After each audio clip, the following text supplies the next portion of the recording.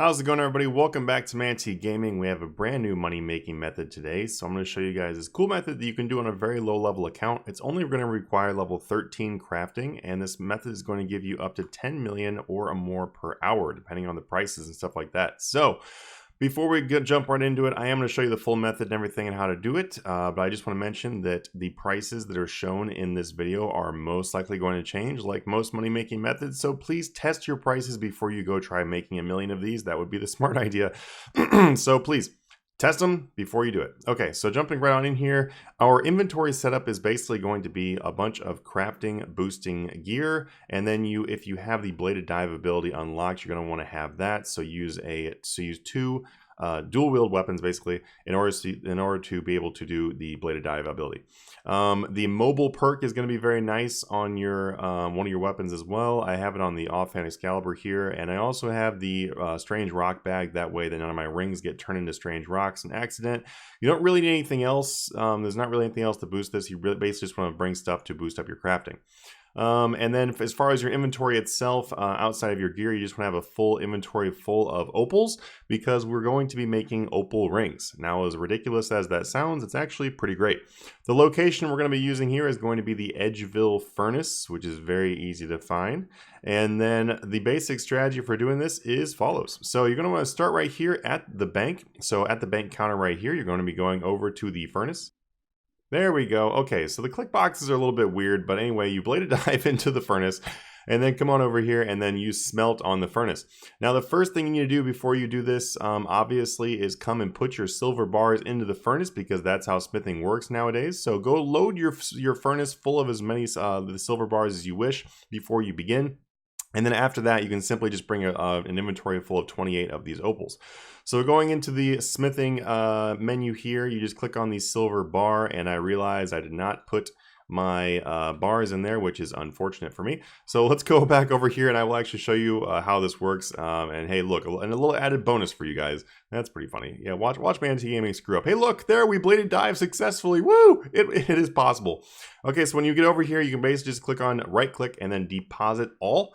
That will put those silver bars in there. Unfortunately, you cannot put the gems in there. I really wish you could. That would make my life so much easier, but whatever. You click on smelt on the furnace now, and it should work properly. Click on the silver bar, and that'll bring up all the silver casting on the menu here.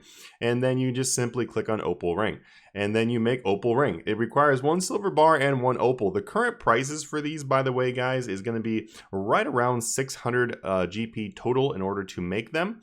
I was buying my silver bars for somewhere between 450 and 470 slowly. I was also buying my cut opals between 150 and 170 slowly.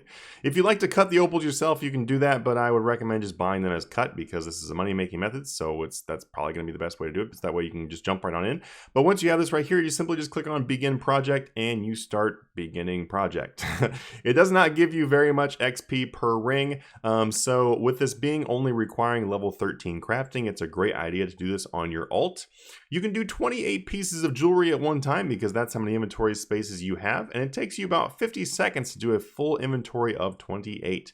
That brings us to right around 1820 of these opal rings crafted per hour at like a very, very efficient rate, so probably something close to around 1800.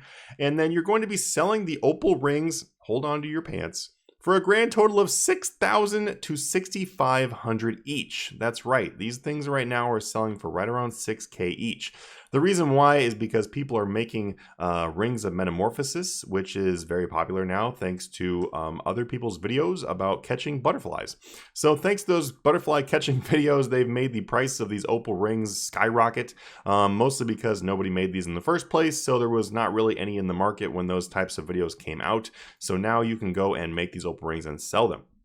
Also, you'll be expecting somewhere right around 18.2k per hour XP as a base XP rate. But once again, it is very low level requirement, and also very low XP, but very high money, which means it's a very good idea to do this on an alt account and not your main account, because if you want to be making really good progress on your main as far as XP, this is probably not going to be that efficient. If you want to make like stupid money though, and you have 2 different accounts, then you can definitely make these rings on 2 accounts and essentially get 20 million per hour between the 2 accounts.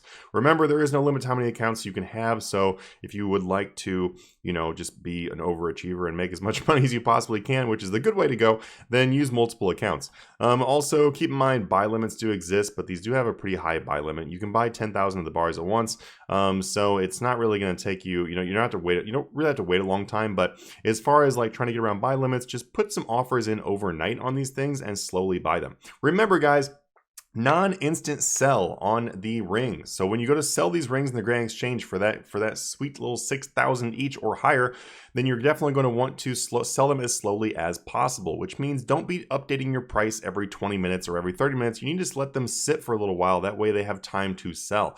I was able to sell stacks of these overnight when I was doing testing. People in the Master Pass section of our Discord were testing this method since Friday, and it's been working great for them.